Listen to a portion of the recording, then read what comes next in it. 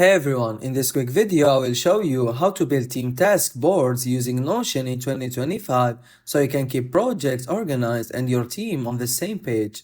When you finish creating your account, start by creating a new database in board view. Think of it like a digital Kanban board. Set up columns for task stages such as do, in progress, review and completed. This gives your team clear visuals of what's happening at every stage.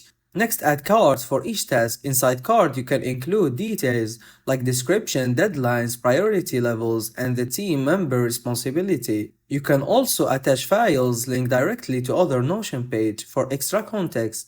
Assign tasks to your teammates and use filters or tags to organize work by project priority or owner. That way, everyone knows exactly what they are responsible for without chasing updates.